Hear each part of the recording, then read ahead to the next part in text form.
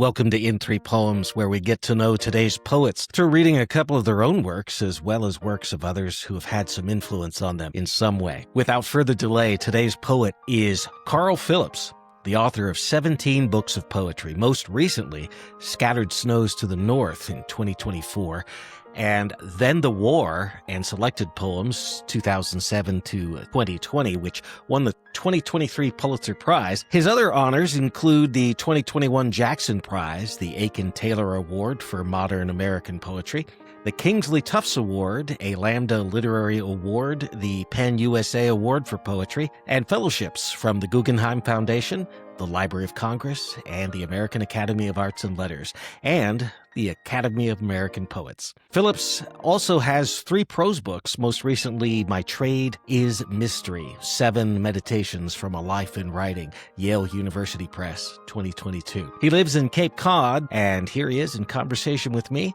on In Three Poems. Thank you for joining me, Carl, for a conversation in 3 poems. Thanks for having me. Well, I'm excited that you're here. The way this normally works is we read 3 poems, 2 of them by our guest poet, and 1 of them by a poet of your choice. And so we'll close on that one. We'll talk a little bit about the poems in between, but we're going to start with my favorite part, which is I get to read the first one. And this is from Scattered Snows to the North, which I believe of your 17 books, this is the most recent book of poems? Yes. Okay. And this is Sunlight in Fog. Maybe what a river loves most about the banks that hold it, that appear to hold it, is their willingness or resignation to being mere context for the river's progress or retreat, depending. And maybe how the cattails and reeds thrive there means they prefer a river love, how the river, running always away the way rivers tend to, stands as proof that reliability doesn't have to mean steadfast, how the river itself would say so, if a river could say. I've forgotten entirely what it felt like to enter his body, or to be entered by his, but not how he'd spent long afternoons as if to look away had become impossible. Just watching his face get routinely blurred by the river's motion, like an inside-out version, psychologically, of a painting where the model sleeps beneath a portrait of himself not sleeping, if that makes any sense. Not, I mean, that he was capable of love, but that, like history already mistaking itself for myth again, he loved a river. And that's early on in the book. I think only the second or third poem. I love that poem. Thanks.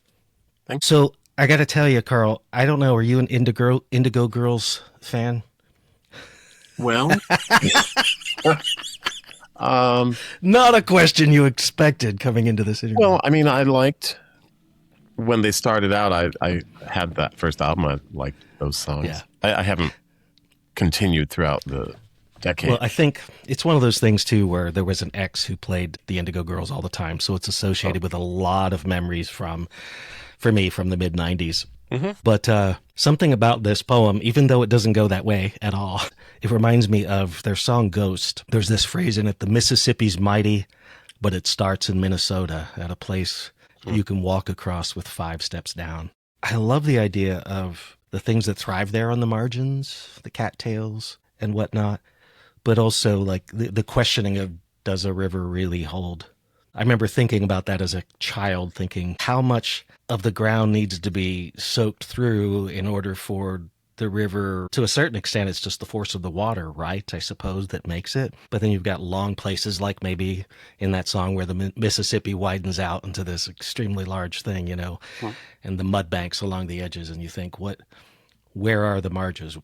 Where are the edges of the river? If you could go back to when you wrote that, what was on your mind as you were... I've often said that writing a poem, I don't necessarily know where it's going when I start it. Mm-hmm. Is that what it was like with this, or did you have something you were aiming for? No, I'm not able to aim. Me either. And I'm not, with poetry anyway, and I'm not able to write if I have an idea of what I'm going to be writing about. And I hadn't thought about this poem in a while, and I reread it since I knew you were going to be reading it. And I don't know. I mean, I know it was written a long time before this book came out, Yeah, that happens. but it's also a memory. It's to do with another relationship that was very long ago. And this morning when I looked at the poem, I thought, I think this is partly my way of talking about my own.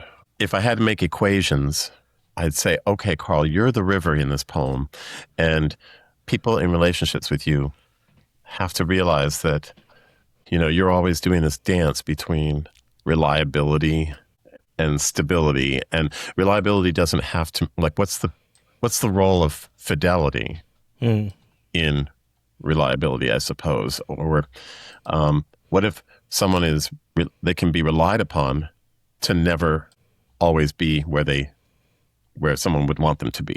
And what does that mean to say, it's okay, I love you, even if you're constantly leaving me? And so you could say that's a kind of love to have, and a river love can be that. And the river, meanwhile, can represent, I suppose, something about, I love you, and I'm always in motion in some way, and I won't be pinned down.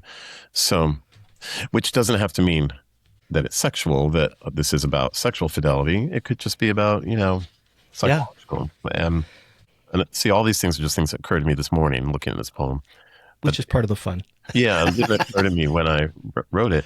But this person staring into the river, and I was thinking about, that's almost like how that relationship worked, that this person only could see himself. He wanted to see himself in me. But he could only see a blurred version of himself, because that's not how you see yourself. You shouldn't see yourself in another person, or that shouldn't be exclusively how you do. Yeah. And so that's the problem, that they can lose themselves in what would seem like a kind of faithfulness to looking steadily into this stream. I feel like even as I say that, it sounds so convoluted. As convoluted as that weird example towards the end of the poem, which even I can't entirely parse. But the whole idea of how it's psychologically an inside-out version of this, which I think is why I left in the phrase, if that makes sense. If that makes sense. Because I thought, I feel like it makes a kind of sense to me, but barely. Not the kind I can explain. I think it works in this example. Well, I think it gives the reader... And it makes sense. It gives the reader a break, because if the reader gets there and says, you know what, I didn't quite get that, but it sounds like that's okay to be a little confused. And as I think it is okay to be a little confused in a poem, as reader and as the maker. There is an analogy. There is a kind of chiasmus working, this mirror image. So you have the clear face of this man that is then blurred and unclear in the river he looks at. And then you have the unclarity of an unconscious sleeper. But above him is what he looks like when he's wakeful, which you could say is a kind of clarity. So it's like clarity goes to unclarity as unclarity returns to clarity. So it's this reverse image. The image itself is reversing the way you would reverse your image if you looked in a river. So that's how it seems like it's a turned inside out thing, but it's not literal. So it seems psychological. There's a kind of sense to it. I love it, actually, because and it's one of those things too. And part of why I wanted to read it is because I kind of get it, but I don't know that I could explain it. And I think that's kind of cool that poetry can do that there can be an emotional sense of which something feels right. Sure. And that's what I have talked about a lot in classes, that, everyone talks about the narrative of a poem, but I'm interested in the psychological and emotional narratives, which are often different from the overt narrative that's happening. But in some way, I feel like the poem, I hope it lands on its feet. I mean, this idea that it's not that he wasn't capable of love, it's that he loved a river. And so when you love a river, you have to realize that means you're loving what is always disappearing and going elsewhere. You are not the destination. You're simply the context. And if you can handle that, then that's a great relationship. And if your idea of a perfect relationship is to stop someone from moving and say, now you're going to stay here with me all the time, a river is a bad choice. Go with a tree. A tree would be good, or a rock. Or you could even a pond, for crying out loud. Sure, some kind of body that's where to stay. But don't do that. Or it's kind of like saying, I don't want any violence in my life. Don't love an ocean. That's probably not a good thing, because you're going to get some violence. Yeah. You Well know, said. but love a kid's pool, little kiddie pool. And some people just were not made to be that. And that's probably now that you're saying it, we're kind of explaining why this reminds me of that song, which is that it doesn't necessarily remind me of that song so much as it reminds me of that ex, that relationship, who he and I are very good friends these days, by the way. But we were not for a very long time. Yeah. When you said this was an older one, or at least it was sometime before the book came out. When I was thinking about that this morning, I was thinking about a poem by Gerald Stern where it's called "There's Wind, There Are Matches." And in a lot of ways, there's elements of that poem that are just so deeply metaphorical that it's the fact that you can't explain it is probably part of what makes it a poem, I suppose. But there's a line in there that he said, "I believe now more than I ever did before in my first poems." And it's sort of a turn midway through. And it got me to thinking, if you had the chance and someone said, "Hey, I want to read some Carl Phillips and I want to read some of his poems," if you had a choice to where to guide them, to where to start, is there a particular book you would choose? I don't know. Interesting question. I mean, I don't know. I feel like it is possible to find an author and pick any book of theirs, and you can catch up as you wish. Yeah. But I myself like the chronological, the scene where people started, and how they evolved over time. Yeah, and so, but maybe that's a reason to do things like a selected poems. Because that's how I've come to understand certain writers, like Jory Graham. It wasn't until the dream of the unified field, and then I thought, oh, I get this now. Now that I see in order where her mind went across 5 books. But before I had just sort of dipped into different books and thought, I don't know, I didn't understand the overall sensibility, and which is what I'm most interested in with poets, not what's going on in a particular book, but where am I at this stage of their sensibility? So I don't know. I think to answer that question, I say, well, you may want to start with the first book because get a sense of how this person started out.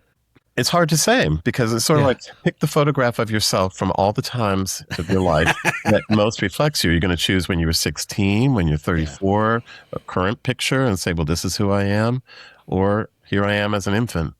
Yeah. I avoided answering the question. I think you avoided it really interestingly. That was good. That's the best way to avoid. I like it. So people don't feel upset. They just think, interesting. Gave me something to think about. So then The War, which is the book previous to Scattered Snows to the North. And you chose a poem to read from that book.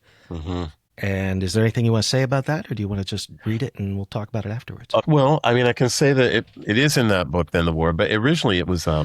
in the chapbook? In this chapbook. Yeah, I have that one too. Sibling rivalry. I had told myself I will never include these poems in another book. But what I meant by that was I'm never going to include them as part of a regular book. Like, gotcha. I would do it when it came to New and Selected, I thought, well, this is actually, pretty recent poetry. And it's poetry that most people hadn't had a chance to see because it is a chapbook. And that's sort of part of the thing I love about chapbooks, but also it can be frustrating that they're not easily found, and you have to, it's a word of mouth kind of thing. And I love that. We can, if you want, at some point talk about how my original intention with Scattered Snows to the North, I had given up writing books. I thought, I'm not going to do it anymore. I only want to write chapbooks, and I'm not going to get caught up in what's involved in launching a book. But then I ended up doing what I thought of as 3 little chapbooks, but then I put them together and then they were a book. Anyway. I like that. Should I read this poem? Sure. Yeah. Okay, I'll do that. And If I Fall. There's this cathedral in my head I keep making from cricket song and dying but rogue in spirit still bamboo. Not making. I keep imagining it as if that were the same thing as making, and as if making might bring it back somehow, the real cathedral. In anger, as in desire, it was everything, that cathedral. As if my body itself, cathedral. I conduct my body with a cathedral's steadiness. I try to. A cathedral. In desire. In anger. Light enters a cathedral the way persuasion fills a body. Light enters a cathedral the way persuasion fills a body. So, now let me see. I have a picture of myself writing this poem that my boyfriend took when I was in Provincetown one week years ago. Oh, nice. And I'd been very ill from the first day of this whole vacation and unable to actually leave the cottage we'd rented. And then finally I was able to come outside, and before I had to be tied to a bathroom, basically. And then I was outside, and I've been playing with this idea in my mind. And I can say that I lived for many years next to a cathedral in St. Louis, the center of the Archdiocese of St. Louis, like literally next door to it. So cathedrals figure largely in my life. And also that I do consider this poem a sonnet. And I don't think every 14-line poem is a sonnet, but that's how I feel about this. And I will say that this dancing around the idea of cathedral was fine. I wasn't sure where to go with it. But when I suddenly wrote I cathedral and turned it into a verb, that's the thing I always hope is going to happen when I'm writing. Okay, now something just happened. I don't know where it's going, but I'm going to follow it because now I've surprised myself. That's the fun part. And when I don't, that's when I know I don't really have a poem. I think, you wrote something in a kind of very workmanlike way, but that's you built something, but that doesn't mean it's a poem. And it seems somehow a way to talk about something that, I don't know, this idea of light enters a cathedral the way persuasion fills a body. That was also a surprise to me. And I have gone into this cathedral many a time in my secular, anti-religious way. And I'm fascinated with how light enters cathedrals. But the idea of the way persuasion fills a body, and filling is different from entering, but also suddenly the sacred and profane, and the idea that the light can be seen as a kind of fucking of the cathedral, just as persuasion, which needs to, it seems to me, enter the body before the actual fucking can happen, is, I don't know, the psychological fuckery of it all. I was thinking the seduction of the cathedral, but yeah. Yeah. Yeah, I have a similar love-hate relationship with architecture and churches and such because sounds like for many of the same reasons we probably bonded over some of those same things at a distance. I say bonded, and I don't mean that to sound like I'm a stalker of you on social media for a long time, but that's kind of what social media is for, People. I think one of the things that struck me, the way that you could have the anaphora of cathedral and it not get old, I think was fascinating. The way that you, and then when you really clinched it is like, when you verbed that noun. Yeah. And I think that's the thing, this knowing when, something that's an interesting pattern has gone as far as it needs to go. So now you're going to have to switch it up in some way. And it takes that leap, which I guess, would you say that's your Volta? Would you say that's the Volta, maybe? Yeah, I think it probably is. I didn't count which line it is, but it probably is somewhere around there. And it's a little late. We don't have to be too strict about it. As if my body itself cathedral, because then it turns into starting to align the cathedral with a body, which is going to be the preview for how we'll end with persuasion entering a body and being aligned with the cathedral and the light. And then, I also think it's a sonnet-like element to have the last two lines. They don't rhyme, basically. But they are a couplet, yeah. And the only difference between those two lines is that there's a comma in the last line, which changes. It's meant to change if people read it correctly. How we read it, you can pause a different part and get a slightly different resonance from the line. It becomes like a list of these two things. Yeah, that you're re-highlighting from what you just said, I suppose. Yeah, I've had many a person write to me and say, Carl, that comma. And that's all they say. And I think, okay, I'm glad I can get that much out of a comma. People react to it. You're going to enjoy this then. And most people are listening to this, not viewing it, but for those on YouTube, I'm holding it up and it's appearing backwards probably. But Scattered Snows to the North. My friend Joel is actually, he's a poet, but also an editor in a non-creative marketing company. And so I took a photo of the cover of Scattered Snows to the North. And I said, talk to me about that comma. Yeah. And he loves it when I say things like that, because in my radio days, when I went from, well, it had to do with my coming out. I went from Christian radio station to God, I need a job now. And so I ended up as a weather broadcaster for a national weather company. Yeah. And I would have Scattered Snows to the North. I would have not put the comma there. Is that maybe I was wrong? Is that grammatically necessary? And he said, well, no, it's not, but it's neither is it grammatically wrong. And I'm like, well, that was a very poet kind of answer. So I don't know what your thoughts were, because I don't think that phrase is actually in the poem by the title, is it? Yeah. No, it isn't. Yeah, I guess I think of, it did come from overhearing a weather forecast. That's how I wrote the title. And as usual for me, the title was the last thing to be found. I mean, I often go for weeks, months even without a title.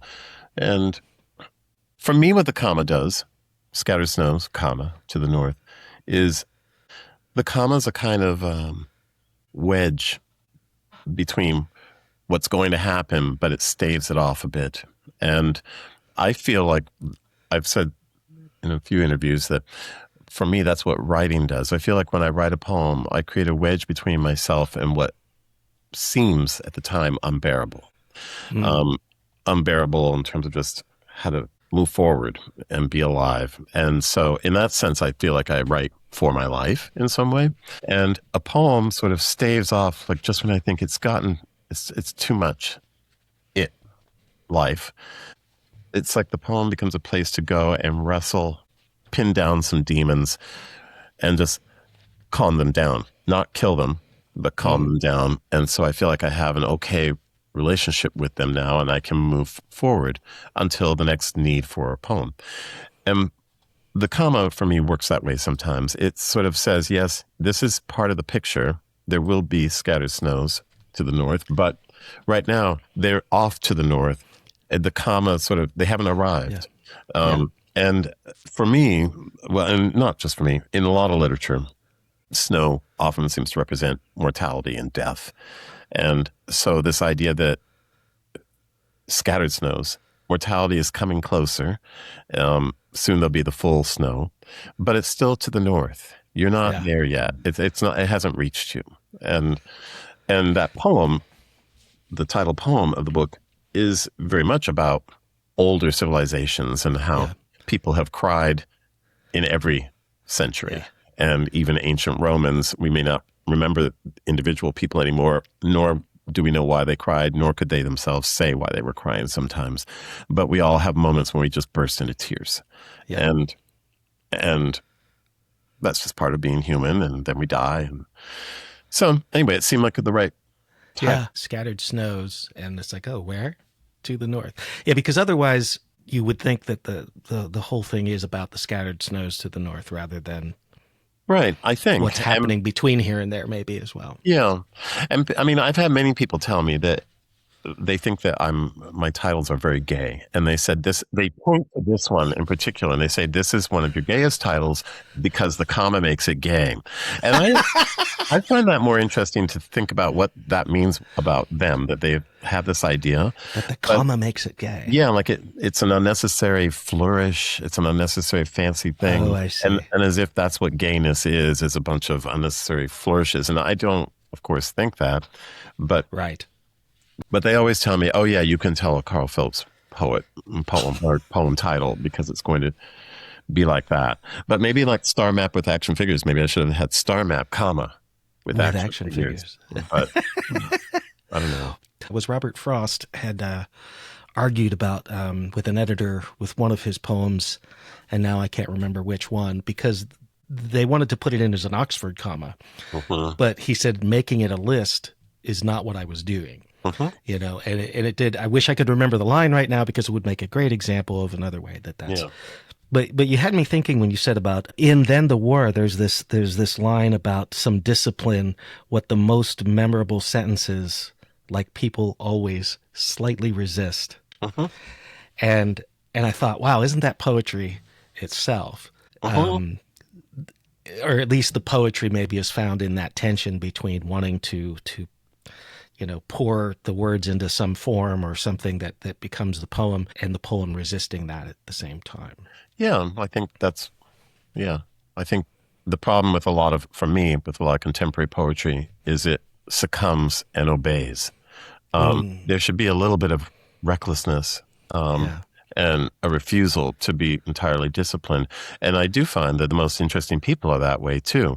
I don't want someone who is just some devoted, loyal person whose actions are predictable. And I don't want unbridled adoration from somebody. It's sort of, it's boring. And it means it doesn't challenge you yourself. Mm-hmm. But yeah, and sentences are like that for me too. And that part of it too, the lines in poems, like sentences that are resisting the discipline. But yeah. Well, it's like, to me, and again, I don't think a lot of contemporary poems work this way. I think a lot of people are very much into each line containing its idea. And so you are spoon-fed the information. I'm interested in a sentence that could be the whole poem is one sentence. Crosses through, yeah. But it keeps moving around and the lines break not where they're supposed to, but where we're told specifically not at the word the. We're not supposed to do that.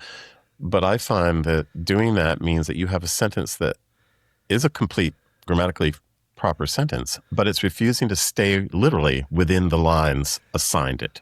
Yeah. And to me, there's something exciting about what happens when that you kind of feel torqued around as a reader. And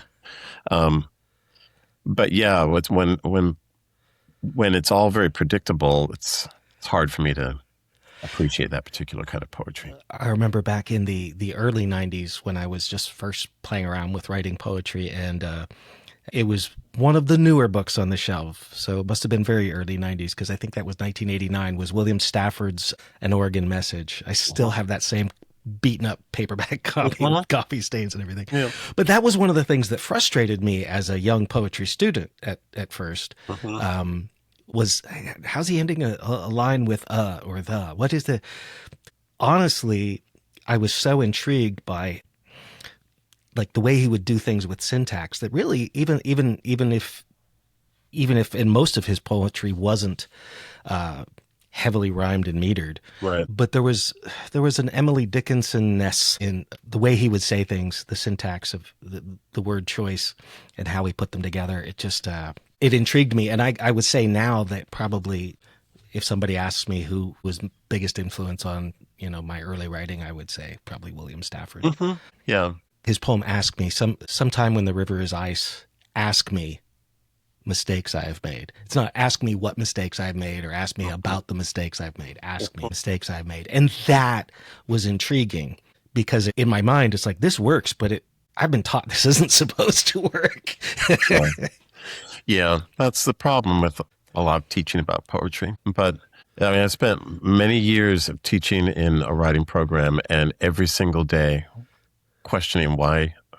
not questioning my passion for teaching, but wondering if I myself actually believe that this has anything to do with the real making of art. I believe, I used to tell my students, I can teach all of you technique. I can't teach vision.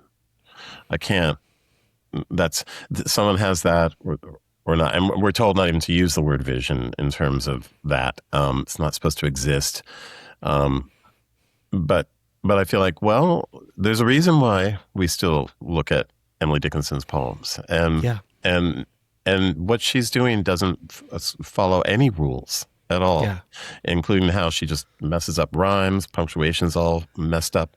But I used to tell myself, if someone like Emily Dickinson came into my class as a student, how would I respond? I like to think I would realize, don't even touch this. Just let her go and do what she needs to do. Because I would have students like that. And then there'd be other students where I felt as if, I'm helping them fix and arrange their room. But that's different from, that's someone who can be a good workmanlike poet, I suppose. And there's nothing wrong with that. But there's a reason why there's some poets you come away and you think, I've never heard anything like that. And then you come back, if you like it enough, you do that. And then there are majority of poetry, it seems to me, I couldn't tell you like who wrote this. This whole idea of a signature, and people go back and forth about whether they think that's a good thing to have in poetry or not. But to me, it goes back to people. I'm interested in memorable people, and memorable people are not the ones who have the standard number of children and live the standard way of life and all that. There's something odd about them, sometimes frustrating, but you know that you're never going to be bored when and you might not want to spend time with them all the time, but when you do, you're interested. And that's how I feel like poetry. I read it every night, so I want to go to something I want to spend real time with. Yeah, and I'm on a rant now about poetry and what's good and what's bad, and who cares what Carl thinks? It's just my opinion. I mean, really, it's like as I tell people, don't listen to me. I'm just telling you. I often will ask myself, I'm flattered that people want to hear my thoughts, but sometimes I think, why? Because Carl, you just have opinions like everybody else, and they're not the answer. They're just how you make your way through life. I don't know what podcast it was. I want to say it was something like Poetry Off the Shelf, but it might not have been that, where you were talking with a young student who said, she said something about, she edited something later after it was published.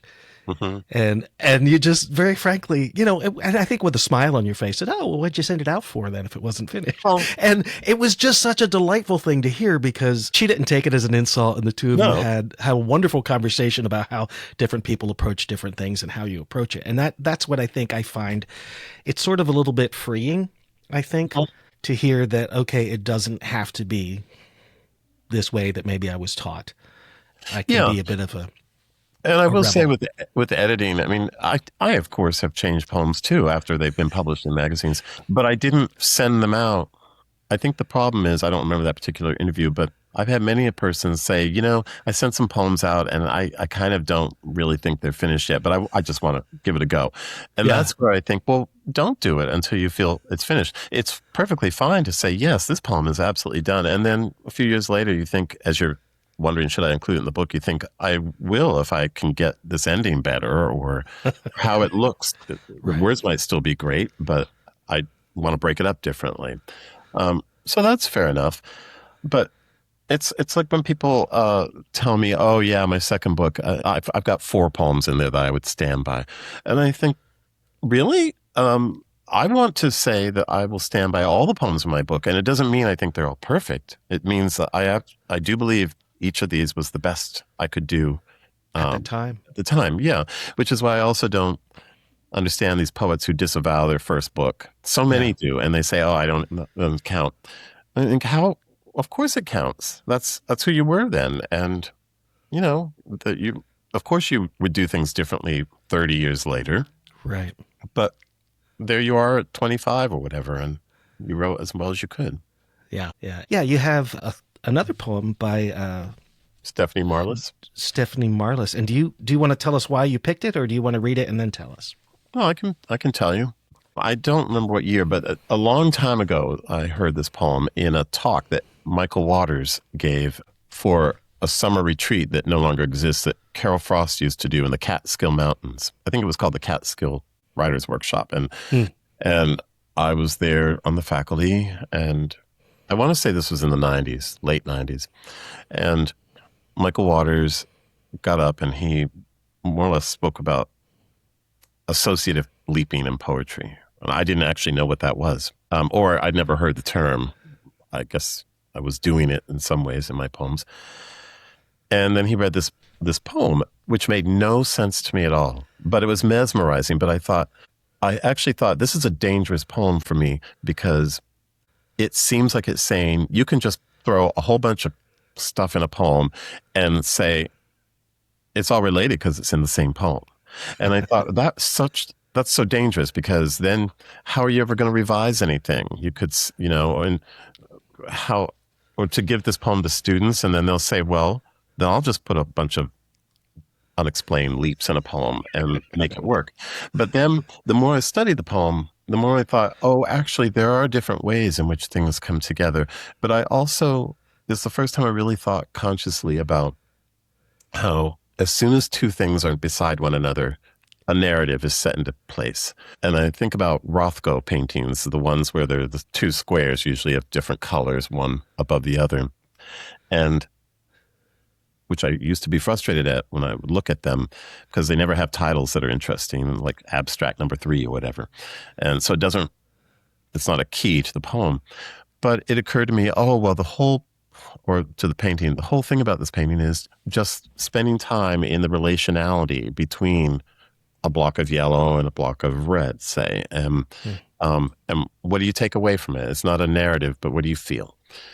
And I'm interested in that in poetry, where as soon as you put one thing down next to the other, it can have relationship. And I'm also interested in how, I think in a good associative poem, the relationships might not be immediately apparent, but over time they emerge. And that seems what she's very straightforwardly talking about when, as we'll see, when she asks, don't things come into harmony? And yes, if you wait long enough, you can start to see how, something random, and then you think, I never connected that with this other memory or something. Anyway, I'll read the poem. Okay. And see what we think. Chinese bowls. Oh, and even that, the fact that that's the title, and the next thing we see is butter melting on a knife. So I'm already like, what? Like, how was that connected? Yeah. Chinese bowls. Butter melting on the knife at breakfast. A deer by the stone wall makes no sound. Eliot sleeping. But things without harmony? In Virgil's Georgics, the wonder is in things unlike, the muscled oxen and the delicate bells and fruit of the field. For the ancients, all unlikely things joined in the stars, the goddesses charted among the bears and snakes. And don't things come to harmony? As when you judge someone by how she dresses or keeps house, and then come to see you are alike. I have been going around memories, climbing a flight of stairs from the city street into the quiet disorder of your apartment, your clothes, books, the Chinese bowl you drank from. Things that come to likeness. So the bear, the bull, the dog, starlight.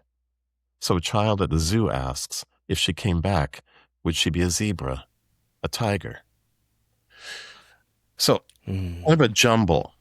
Yeah. Themes, and especially from the start, butter melting on the knife at breakfast, a deer by the stone wall makes no sound, Eliot sleeping. I think these are three, nothing to do with each other. But already I start to think, well, they're all happening in the morning at breakfast time. There's a knife, and you can look out the window and see a deer, and you've got this man in your life who's asleep still. So there is a harmony to these things once you contextualize them. And so then we have this leap to Virgil, after a very contemporary scene, to Virgil's Georgics, and which does have oxen and bells and fruit. And it's like, okay, well, those all belong in the same poem. So there's some relatedness, which leads her to leap to the ancients more generally about the stars. And, there are different constellations that are named after goddesses and bears and snakes. So these seemingly unrelated things come together under the category of constellations. And then, you judge somebody else and say, oh, look at her, blah, blah, blah. And then you think, actually, I'm kind of like that. I thought I was talking about somebody else as if I were in a position to judge, but we're related. Even though we're strangers, we're related by our habits. And just to continue along, I guess, then this, No, I was just going to say, and even though this is 16 lines, I think in a lot of ways it's sonnet-like. Yeah. Because there's all these leaps, I think, but then there's that big turn where you're about to make that I've been going around memories. Yeah, this turn that I think, well, what does that have to do with anything? She's been meditating on harmony, I suppose, and lack of harmony, and then memories. But again, memories are another thing where we have a whole bunch of mixed bag of things, but they all are in your head. So they come together. But there are also things that can represent a relationship that's apparently over. Maybe this person is dead, and so that's why we're back in the apartment looking at their stuff, clothes, books, a bowl they used to drink from. And they seemed unrelated, but now they come together. One, they're all in the apartment. Two, they all belonged to this unnamed person. Three, they're all inside the memory of the person who's there visiting the apartment, who maybe was involved with the person one time. And then she seems to throw that away. So the bear, the bull, the dog. And I have to think for a moment, oh, those are all three constellations. So we're back to constellations. Yeah. And then she says starlight, which that's what constellations are made of. And then this odd ending. A child at the zoo asks if she came back, would she be a zebra, a tiger? Which isn't a constellation. I don't think there are constellations for those two things. But the constellations, many of them are heroes who, when they died, were transformed into constellations. So there's a way in which they come back as stars shaped as animals. And this girl is wondering, would she come back as an animal? Though she's thinking not of something celestial, but terrestrial, animals in a zoo. And but also by the time the poem gets to that point, I'm willing to let anything belong. So I think, okay, now you can make some, because she also changes the grammar. After all these declarative statements, she introduces the interrogative. So she changes the grammatical mood right at the end. But that can seem like a turn out of the system of the poem. But interrogative and indicative are both grammatical moods. So they come together under the umbrella of grammar. I don't know. It taught me a lot, this poem. It made me feel like, Carl, you could be... I feel like one of my downfalls as a writer is my concern with control. And I very much care about controlling everything and making sure that there's only one way the reader will read this and interpret it. And it took a while for me to think, you talk a lot about risk-taking and recklessness, but you've got to be that way more in your poems. And you can let things lie there in a poem, and the fact that they're there, they belong in some way, even if you can't always explain it. Yeah. This poem was useful, though, again, I wouldn't show it to a beginning poetry student, because I do think it'd be like if someone says, oh, I'm writing a poem about being confused, so I'm just going to put a whole bunch of shit in it. And aren't you confused, reader? I think, no, that's not the goal. But it should be that upon many readings, the poem's pieces start to coalesce. And that's what this poem seems to be talking about and enacting at the same time. So I love it. I think it goes back to what we said before with sometimes upon first reading, there's something in your gut that knows, like, okay, this works somehow. I don't know how yet. But when you read something and you're like, okay, this is beautiful and this resonates with something. This does something to me. I just don't know what yet. I want to read it again. Yep. And in this case, it's not even an either or. It's the beginning of a list. A zebra, a tiger, which implies, there are multiple possibilities. Yeah, which is another thing that I'm very interested in, how poems end and how we can resist closure, as Lynn Haginian has written a lot about. And because it's too tempting to just zip it all up at the end, isn't it? Well, that's what that's what the majority of poems that people seem to like and that are popular. That's what seems to win the day. And there's nothing wrong with that. I think we have a desire for stability and for things coming together. I think in part because we know that life isn't like that. And so there's a satisfaction to a mystery novel that all the pieces get decoded and put together. There's a satisfaction in a fairy tale that, they lived happily ever after.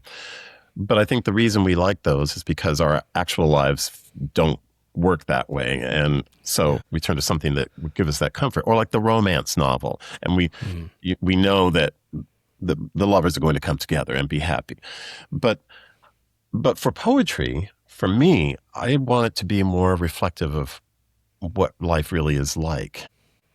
So this open-endedness is more accurate, it seems to me. And maybe that's the thing.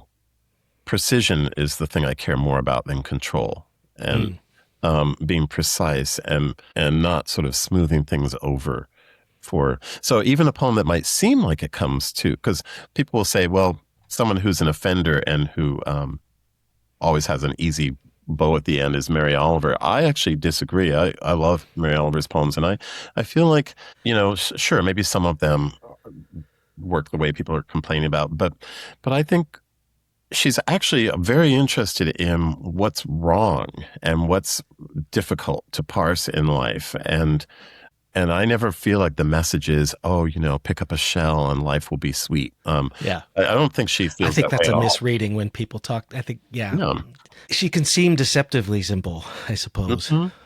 And she also is very much talking about her queerness often in poems. And so, but it's a different way to talk about it. And anyway, that's all to say that, I mean, it's even poems that, let's say Shakespeare's sonnets. I think the best of those sonnets, which is most of them, their rhyme structure suggests that everything comes into place at the end. But that's usually in meaningful tension with what's actually being talked about. Yeah. And it's not as if the dilemma of love and loss has been resolved. So we're still left living in that messy space, but with beautiful music, which actually sort of throws into dramatic relief the messiness of the situation. Yeah. And it's kind of like a pop song that can sound really sweet, and then you realize it's about child abuse, and it's like, whoa, I didn't know as I was singing along. Brian and I were talking recently about Lady Gaga's Bad Romance. Yeah. And when that first came out and you see all the kids out there on the dance floor having fun and smiling, singing, "You and Me Could Have a Bad Romance." And it's like, wait till you really think about this song later, right. if you ever do, because the lyrics are saying something very different. Sure. I think like, hey, yeah, we could really mess each other up. Sure, let's get together. Yeah. And there's something alluring about it, and then you realize, oh, what am I saying? I know my poems aren't the answer, and what's nice is it's nice to have all kinds of poetry out there so people can pick and choose. It's a strange journey. What can I say? I just gave a reading in DC a couple days ago, and I chose to read half from my reissued first book and half from Scattered Snows, the most recent book. And it was a weird experience for me because I want to say I'm a vastly different person from that one who was scared and closeted and all of that. But on the other hand, it was interesting to me to see that, Carl, have you even grown up? Because you're still writing about the same things, but through the lens of, 3 more decades. And I see the scared person wrestling with certain things in the first book. And then I see that I'm not scared of those things in the more mature work, but I'm still wrestling with them. It's kind of like when people think, oh, what will I do? I remember after I wrote my first book, and which I always feel outed me in some ways, and I thought, okay, well, I guess I needed to write that book to understand that I'm gay. But now I understand it. What will I ever write about again? And I had I should have just thought, like, Carl, just because you know you're gay, that's not the answer. Now you understand yourself.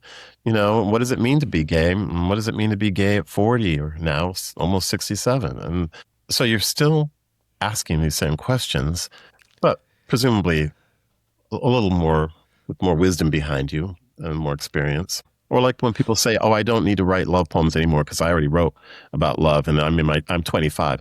And I think, do you think you're going to feel the same way about love at 45? Good luck. Yeah. I'm like sort of saying, what is life? I mean, I think a 25-year-old has an answer to that, but it's not the answer. And now I see once a week my 91-year-old father, and I think, I guess if you're in your 90s and you have yet more revision to that answer, and you would think by then, oh, okay, now I understand life. But no, now you understand life at 91. Yeah. Whatever that is. And my own father at 93 is a similar sort of thing, who's outlived 2 of his wives, and I'm worried that my father's going to outlive me, but we'll see. Well, we'll see. I hope not. If only because he kind of needs me to handle things. Yeah. So Is there anything you want to say to our listeners about anything that you're working on next or next projects? Or are you taking a break from writing books again, or where are we? I never. Well, the thing is, I never really feel I'm writing books. I kind of go poem by poem. Usually it seems every couple of years I think, I think I have about 50 poems. I'll bet 30 of these would be good enough to be, in a book. So, yeah, I have a book coming out next year. I thought later than that, but it's coming out next, I guess, April. And it's called Sir. And I know. Evocative, one syllable. Yep, that's all it's called. And I don't know what to say about it, except this. You don't have to give any spoilers. Just poems by Carl. I mean, it's there's always this thing when books come out, in production, when the publisher asks, can you write a paragraph about what the book's about, to put on the flap or the back, whatever. And I always find this the hardest thing to do, because what I want to say is, further adventures in the life of Carl.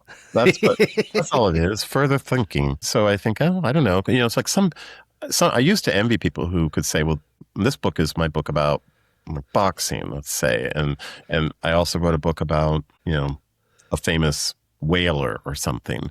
Whereas I think, no, I'm just always sort of writing about the body, memory, time, desire. And it sounds so vague to put it that way. But yeah, in some ways, I think of all the books as just one long meditation on these things. And the subjects get turned around and catch different parts of the light. So, but I think this book, Sir, is in some ways concerned with power dynamics, and obviously there's a Sir of BDSM kind of thing. But then there's also what does that say? That's the first thing I thought of. Well, I mean, that's the first thing that I thought of, but then there's Sir. There's the racial overtones of Sir and slavery. There's a mastery. There's Sir of respect. And there's the Sir that sometimes splits generations. I mean, when a kid says, Sir, do you need help with your groceries? And you're like, because you think I'm an old man and I'm too weak to take this bag or something. But they also sometimes mean it in a polite way. So I'm interested. I don't know. I think it's probably about that to some extent. Well, thank you so much for taking a big chunk of your morning and talking to me. Thank Carl. you, David. I'll have links to where people can get hold of things, and I'll have links to your website. And anything else that you wanted to say before we wrap things up? No. Okay. Just looking forward to. I think this was fun. I enjoyed it. It was. And, I'm glad you thought so. Yeah. I'm thinking about how next I'm going to go and change the laundry in the basement. And I've got to clean the kitchen. Take the dog out. So non-poetic realities. I used to have students would be shocked to see me in a supermarket. Like, why are you here? Doesn't someone get your food for you? But no, I buy my own food and then I actually cook it. Yeah. Amazing. As a matter of fact, during the pandemic, your Instagram page was not all about poetry and poems and language. It was, hey, we're cooking something today and we're putting on some music and we're going to dance in the kitchen. That's how it is every night when I make dinner for us. And that was wonderful. It's dancing around and singing and listening to playlists. I'll do that with singing to the animals in the morning when I'm feeding them, and I'll throw on something crazy like Good Morning Starshine. And I'm not always in that mood in the morning, but it helps. Yeah. All right. Thank you, Carl. Thank you. You've been listening to a special edition of In Three Poems with our guest, Pulitzer Prize winning poet Carl Phillips. I'm David J. Bauman, and we read Sunlight and Fog, a poem by Carl Phillips from Scattered Snows to the North, published in 2024 by Farrar, Straus and Giroux, read here by David J. Bauman, and the poem And If I Fall from Then the War and Selected Poems, 2007 to 2020, Farrar, Straus and Giroux, 2023, written and read by Carl Phillips. We also read Chinese Bowls, it's written by Stefanie Marlis from her book Slow Joy, published by University of Wisconsin Press in 1989, and that was read by Carl Phillips. If you enjoy these podcasts, do us a favor and give us a review on Spotify or Apple Podcasts, if you would. In the show notes below. You can send us a text or a voice message. You can also support the show on our Ko-Fi page. Thanks again for listening.